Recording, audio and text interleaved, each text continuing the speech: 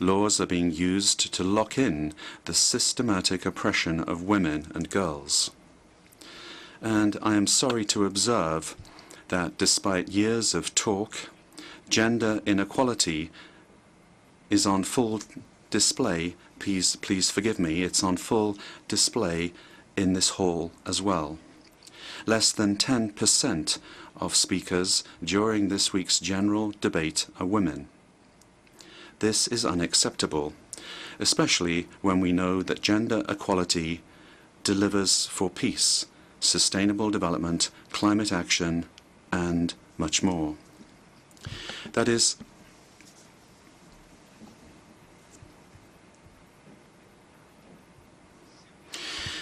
precisely why we took targeted measures to achieve gender parity among the United Nations senior leadership.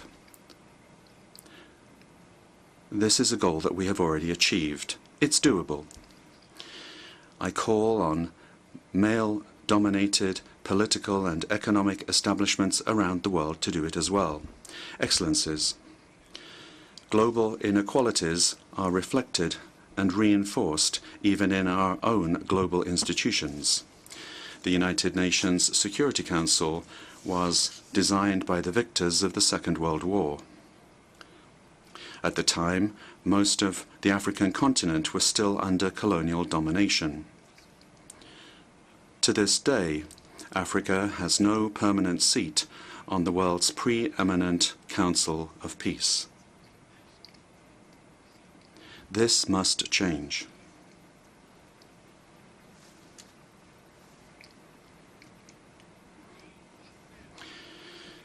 So must the global financial architecture set up 80 years ago. I commend the leaders of the World Bank and the International Monetary Fund for taking the important steps that they have. But, as the Pact for the Future emphasizes, tackling inequalities requires accelerating reform of the international financial architecture.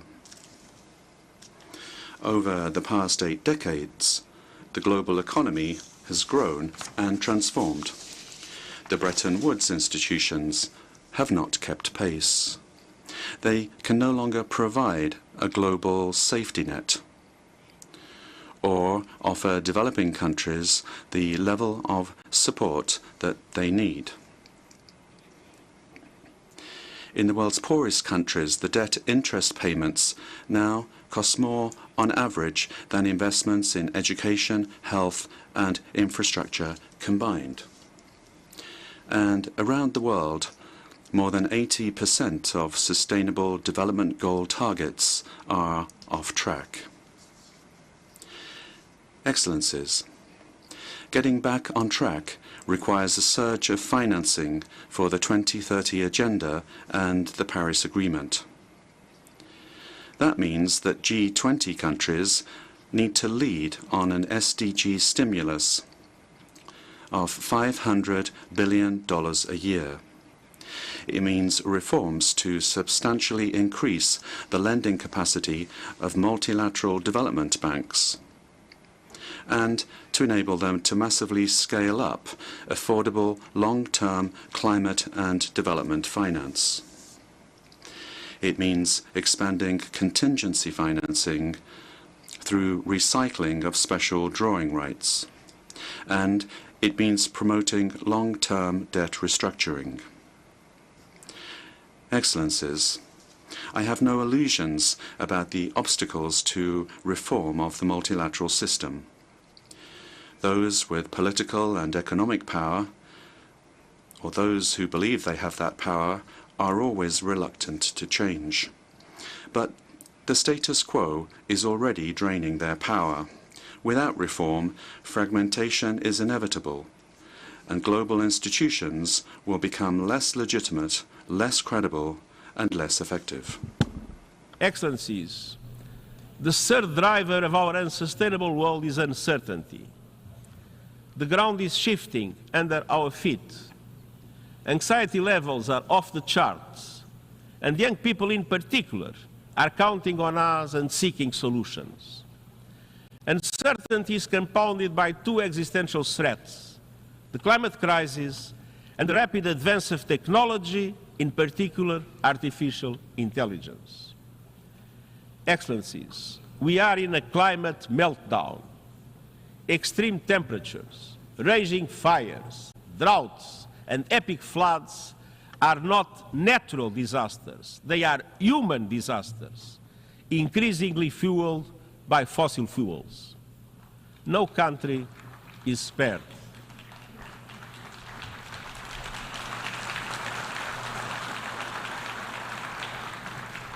But the poorest and most vulnerable are hardest hit.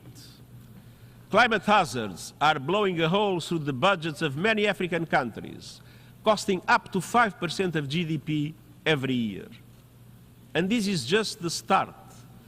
We are on course to careen past the global limit of a 1.5-degree temperature rise. But as the problem gets worse, solutions are getting better. Renewable prices are plummeting, rollout is accelerating, and lives are being transformed by affordable, accessible, clean energy. Renewables don't just generate power, they generate jobs, wealth, energy security, and a path out of poverty for millions. But developing countries cannot be plundered in that journey. Our panel on critical minerals has recommended fair and sustainable ways to meet global demand for these resources, which are essential to the renewables revolution. Excellencies, a future without fossil fuel is certain. A fair and fast transition is not. That is in your hands. By next year, every country must produce an ambitious new national climate action plan or national determined contributions. And this must bring national energy strategies, sustainable development priorities, and climate ambitions together. They must align with 1.5-degree limit, cover the whole economy, and contribute to every one of the COP28 energy transition targets. An International Energy Agency report released today breaks this down. By 2035, on average, advanced economies must slash energy emissions 80%, and the emerging markets 65%. The G20 is responsible for 80% of total emissions.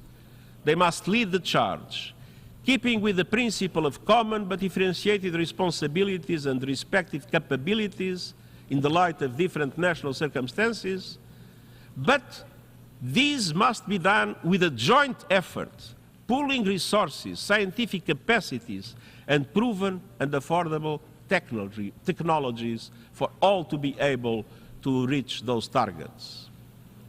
I'm honored to be working closely with President Lula of Brazil, who is both G20 chair and COP30 host, to secure maximum ambition, acceleration, and cooperation.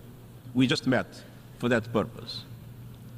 Finance is essential. COP29 is around the corner.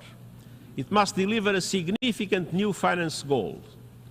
And we also need a loss and damage fund that meets the scale of the challenge and developed countries meeting their adaptation finance promises. And we must finally flip the script on a crazy situation. We continue to reward polluters to wreck our planet. The fossil fuel industry continues to pocket massive profits and subsidies, while everyday people bear the costs of climate catastrophe, from rising insurance premiums to lost livelihoods. I call on G20 countries to shift money from fossil fuel subsidies and investments to a just energy transition, to put an effective price on carbon, and to implement new and innovative sources of financing, including solidarity levies on fossil fuel extraction through legally binding, transparent mechanisms.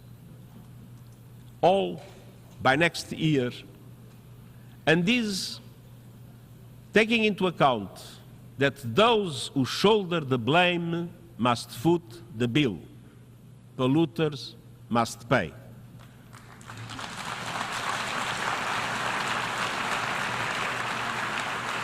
Excellencies, The rapid rise of new technologies poses another unpredictable existential risk. Artificial intelligence will change virtually everything we know, from work, education and communication to culture and politics. We know AI is rapidly advancing, but where is it taking us? To more freedom or more conflict? To a more sustainable world or greater inequality? To being better informed or easier to manipulate? A handful of companies and even individuals have already amassed enormous power over the development of AI with little accountability or oversight for the moment. Without a global approach to its management, artificial intelligence could lead to artificial divisions across the board. A great fracture with two internets, two markets, two economies, with every country forced to pick a side and enormous consequences for all. The United Nations is the universal platform for dialogue and consensus. It is uniquely placed to promote cooperation on AI based on the values of the Charter and international law. The global debate happens here, or it does not happen. And I welcome important first steps. Two resolutions in the General Assembly, the Global Digital Compact, and the recommendations of the high-level body on AI can lay the foundations for inclusive governance of AI. Let's move forward together to make AI a force for good. Excellencies, nothing lasts forever. But the feature of human life is that it appears otherwise. The current order always feels fixed until it is not.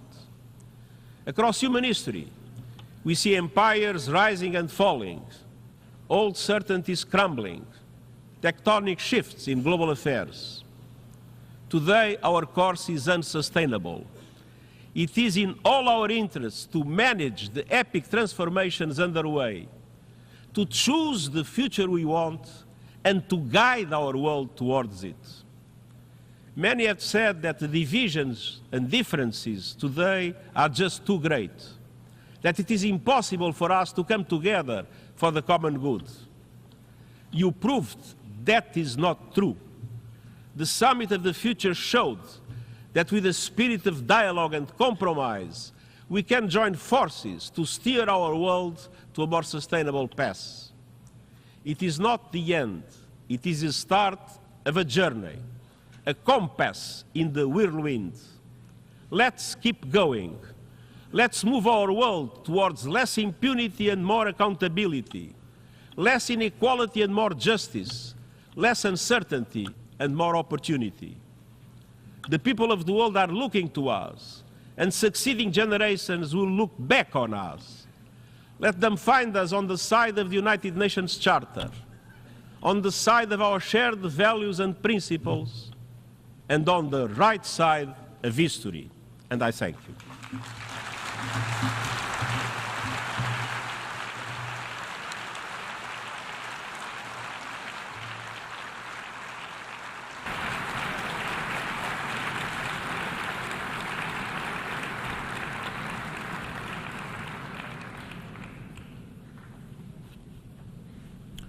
I thank the Secretary General.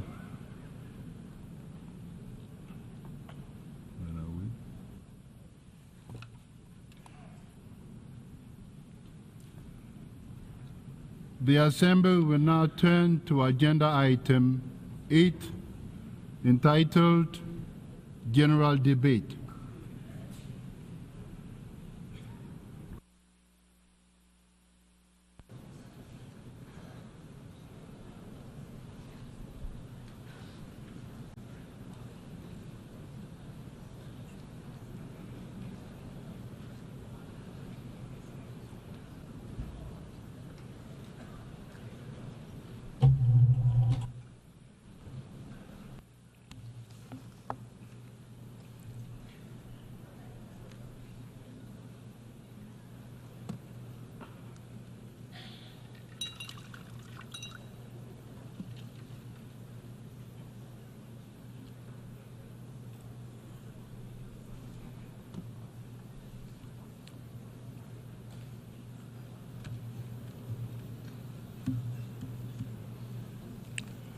Excellencies, heads of state and government, Your Excellency Antonio Guterres, Secretary General of the United Nations, honorable ministers,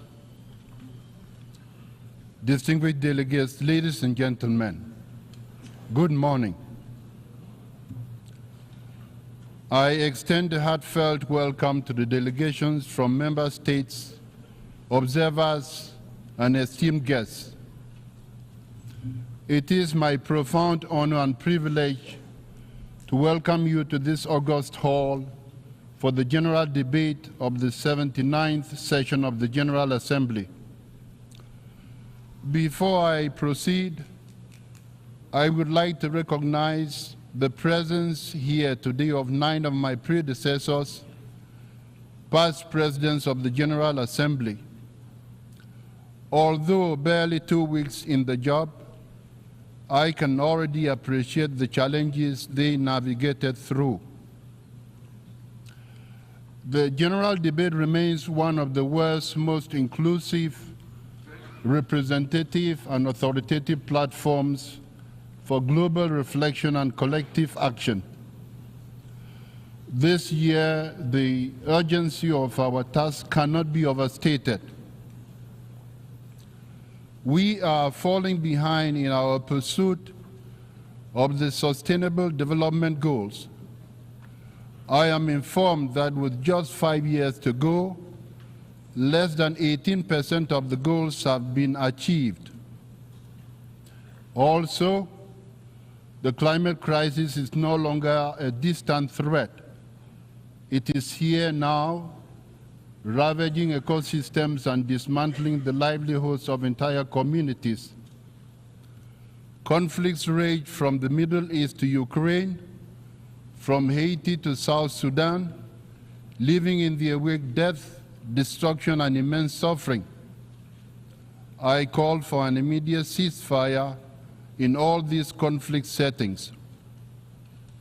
For almost a year now, the people of Gaza and Israel have been caught in a spiraling cycle of conflict and retribution.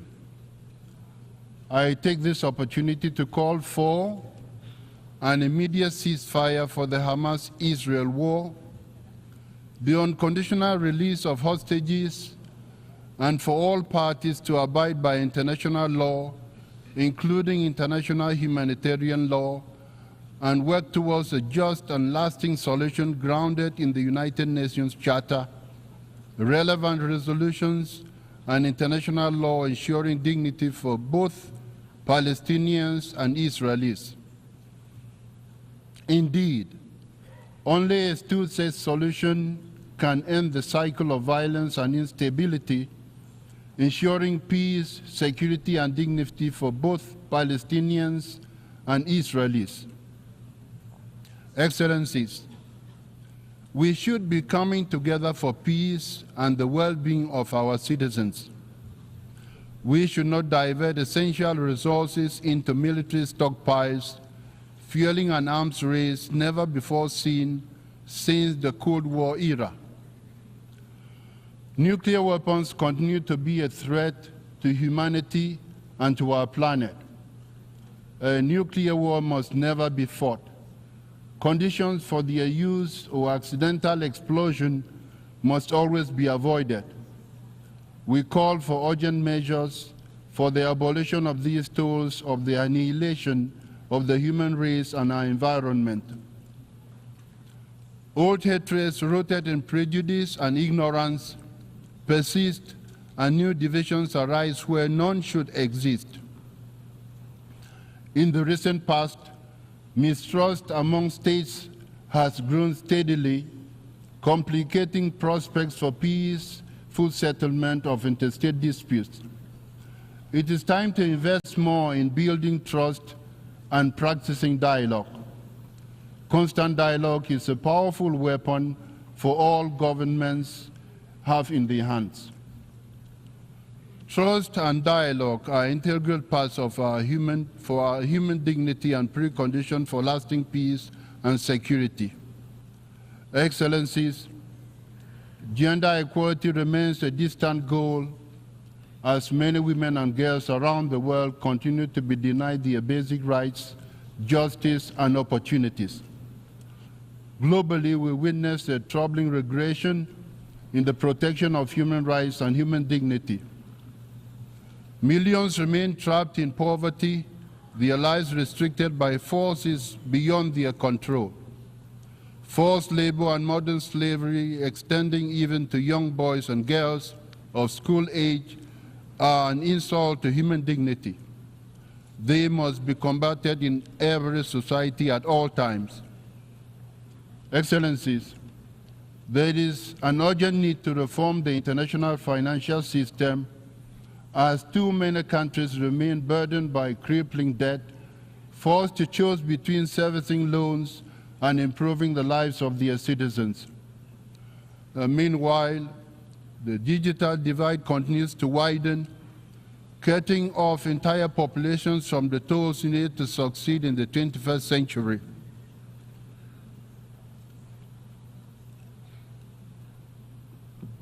Excellencies, we are not mere spectators of these crises, nor are we powerless to act.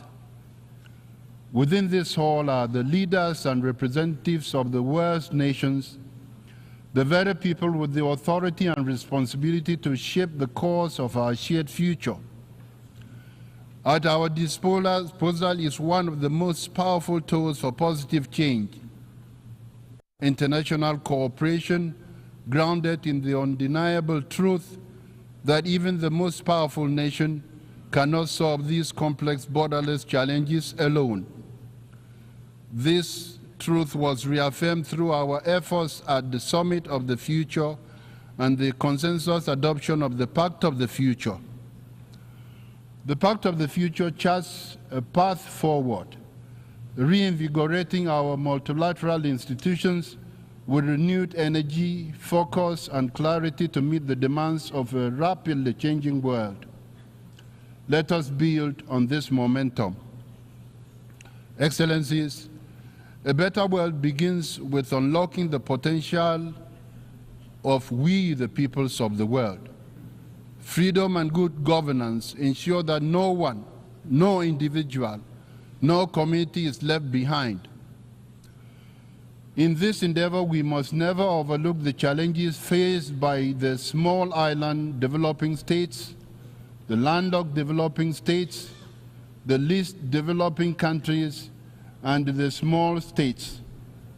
It is incumbent on the United Nations to do more than just express solidarity. Specific programs responding to the unique situations in which these groups of states find themselves must be envisaged. This will be a priority of my presidency. Africa is one of the priorities of the United Nations. We must support Africa. The African Union's Agenda 2063 presents a bold and transformative vision for the continent. Africa currently has the youngest population in the world, and by 2063, 1 in 4 people will be African. The generation of resources for the well-being of these peoples has been much slower than the population growth. We must not let Africa's potential go unrealized. In fact, to truly unlock Africa's vast potential, we must actively cultivate global partnerships that align with the continent's aspirations and drive its success. In this endeavor, I look forward to working with member states of the United Nations this year on keeping Africa at the heart of our agenda. Excellencies, in this 79th session, I also want to prioritize multilingualism as a recognition of our world's cultural and linguistic richness. We understand that the multitude of languages, cultures, and perspectives should not be viewed as a source of division, but as a wellspring of strength. Excellencies, we anticipate a very successful high-level week. In addition to the recently concluded Summit of the Future, and this ongoing general debate, several critical high-level events are expected to take place. These include the high-level event on microbial resistance, the high-level meeting on addressing the existential threats posed by sea level rise, and the high-level plenary meeting to commemorate and promote the International Day for the Total Elimination of Nuclear Weapons. Throughout the 79th session, we will address the urgent issues of our time. While we may not agree on every issue, we all share the same fundamental goal: to build a better world for everyone, everywhere.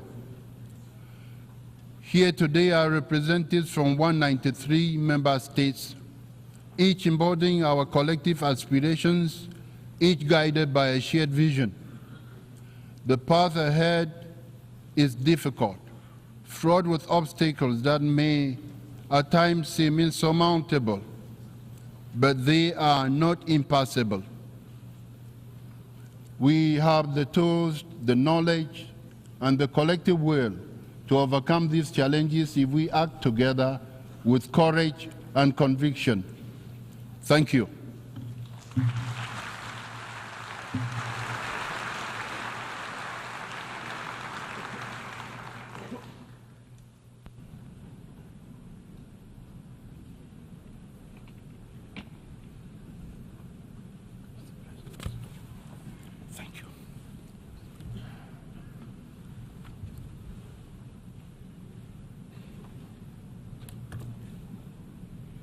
Before giving the floor to the first speaker for this morning, I would like to remind members that the list of speakers for the general debate has been established on the agreed basis that statements should be no longer than 15 minutes to enable all the speakers to be heard at a given meeting. Within this time frame, I would like to appeal to speakers to deliver their statements at a reasonable pace so that interpretation into other official United Nations languages may be provided properly. I would also like to draw your attention to the decision taken by the General Assembly at previous sessions, namely, that the practice of expressing congratulations inside the General Assembly Hall after a speech has been delivered is strongly discouraged. After delivering their statements from the rostrum, speakers are invited to exit the General Assembly Hall through room GA 200, located behind the podium, before returning to their seats. May I take it that the General Assembly agrees to proceed in this manner? It is so decided. Finally, I should like to draw the attention of members that during the general debate, official photographs of all the speakers are taken by the Department of Global Communications. Members interested in obtaining these photographs are requested to contact the Photo Library of the United Nations. The Assembly will hear an address by His Excellency Luis Inácio Lula da Silva, President of the Federative Republic of Brazil. I request protocol to escort His Excellency and invite him to address the Assembly. Muito bem.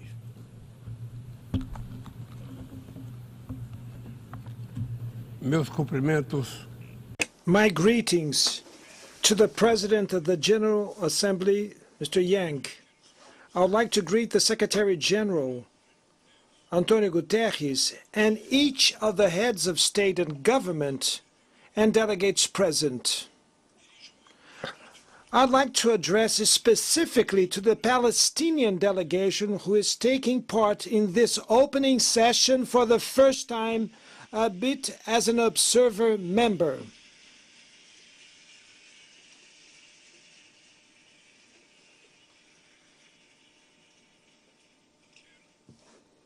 I'd like to also mention President Abbas attending this meeting. Ladies and gentlemen, the day before yesterday, here in this very plenary, we adopted the Pact for the Future. Its difficult approval shows the weakening of our collective capacity for negotiation and dialogue. Its limited scope is also an expression of the paradox of our time. We walk around in circles between possible commitments that lead to insufficient results. Not even with the tragedy of COVID-19 were we able to unite around a treaty on pandemics at the World Health Organization. We need to go much further and provide the UN with the necessary means to face the dizzying changes in the international panorama. We are living in a time of growing anguish, frustration, tension, and fear. We are witnessing an alarming escalation of geopolitical disputes and strategic rivalries. 2023 holds the sad record of the highest number of conflicts since World War II. Global military spending grew for the 9th consecutive year and reached $2.4 trillion. Over $90 billion have been mobilized with nuclear arsenals. These resources could have been used to finance the fight against hunger and climate change. What we are seeing is an increase in military capabilities. The use of force, not supported by international law, is becoming the rule. We are witnessing two simultaneous conflicts with the potential to become widespread conflagrations. In Ukraine, with regret, we are seeing the war extending without any prospect of peace. Brazil has firmly condemned the invasion of the Ukrainian territory. It is already clear that neither side will be able to achieve all their objectives through military means. The use of increasingly destructive weapons brings to the mind the darkest days of this sterile Cold War confrontation. Creating conditions for resuming direct dialogue between the parties is crucial at this time. This is a message of the 6 points of understanding that China and Brazil offer for a process of dialogue to be established and for the hostilities to end. In Gaza and the West Bank, we are witnessing one of the greatest humanitarian crises in recent history, which is now spreading dangerously to Lebanon. What began as a terrorist action by fanatics against innocent Israeli civilians has become a collective punishment for the entire Palestinian people. There have been over 40,000 fatal victims, mostly women and children. The right to defense has become the right to vengeance, which prevents an agreement for the release of hostages and postpones the ceasefire. Forgotten conflicts in Sudan and Yemen are causing excruciating suffering to nearly 30 million people. This year, the number of people in need of humanitarian aid in the world will reach 300 million. In times of increasing polarization, expressions such as deglobalization and decoupling have become commonplace, but it is impossible to deplanetize our life together. We're doomed to climate change interdependence. The planet is no longer waiting to demand payment for the next generation and is fed up with unfulfilled climate agreements. It is tired of neglected carbon reduction targets and financial aid to poor countries that does not arrive. Denialism succumbs to evidence of global warming. 2024 is on track to be the hottest year in modern history.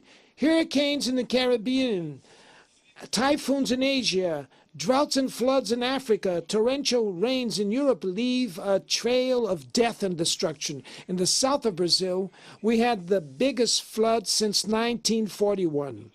The Amazon is experiencing the worst drought in 45 years.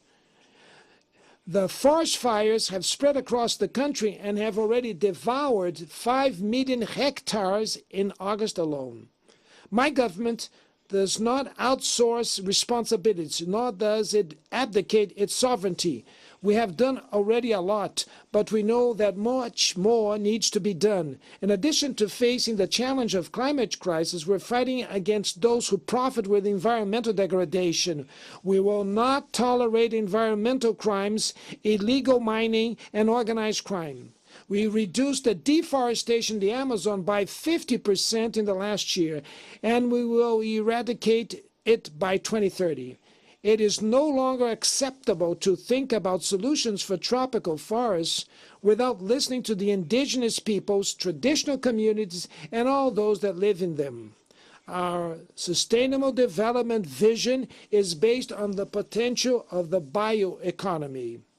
Brazil will host COP30 in 2025, convinced that multilateralism is the only way to overcome the climate emergency. Our nationally determined contribution, NDC, will be presented later this year, in line with the goal of limiting the increase of the planet's temperature to 1.5 degrees. Brazil stands out as a source of opportunities in this world revolutionized by energy transition. Today, we are one of the countries with the cleanest energy mix. 90% of our electricity comes from renewable sources, such as biomass, hydroelectrical power, solar power, and wind power.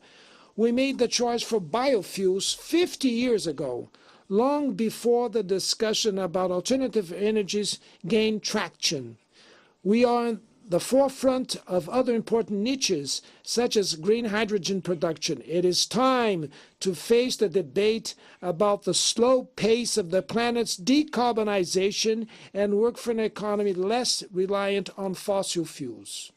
Mr. President, Latin America has been experienced since a second lost decade since 2014. The region's average growth during this period was only just 0.9%, less than half of what was seen in the lost decade of the 80s.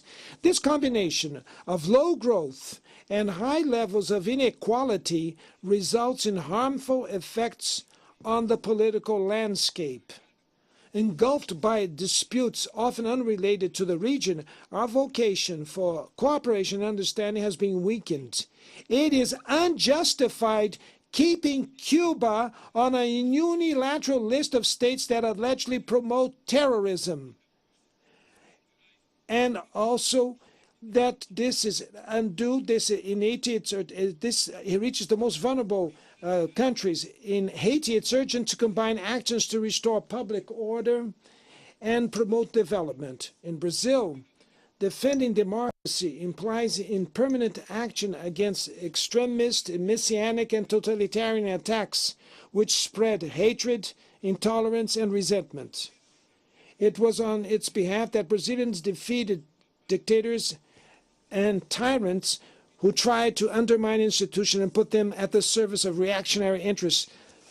Democracy needs to respond to the legitimate aspiration of those who no longer accept hunger, inequality, unemployment, and violence. In a globalized world, it makes no sense to resort to false patriots and isolationists, nor is there hope in resorting to ultra-liberal experiments that only worsen the difficulties of an impoverished continent. The future of our region depends, above all, on building a sustainable, efficient, and inclusive state that tackles all forms of discrimination. A future which is not intimidated by individuals, corporations, or digital platforms that consider themselves above the law. Freedom is the first victim of a world with no rules. Essential elements of sovereignty includes the right to prescribe laws, adjudicate disputes, and enforce rules within one's territory, including the digital environment. The state we are building is sensitive to the needs of the most vulnerable without giving up sound macroeconomic foundations.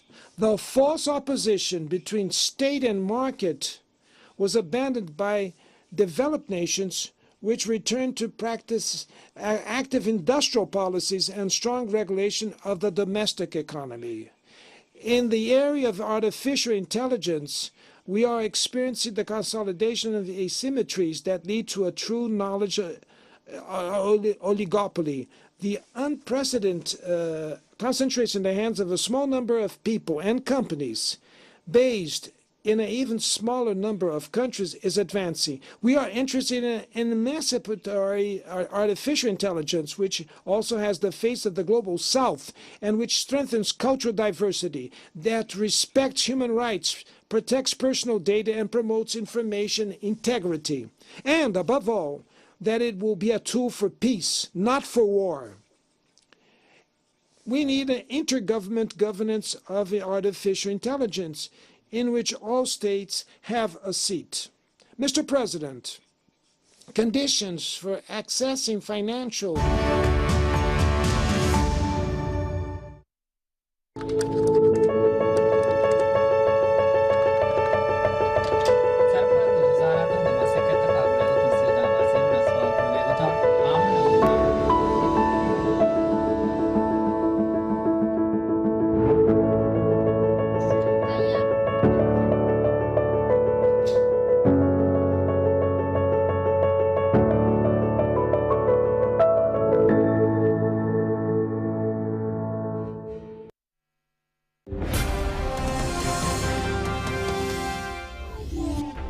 Breaking headlines: Minister of Environment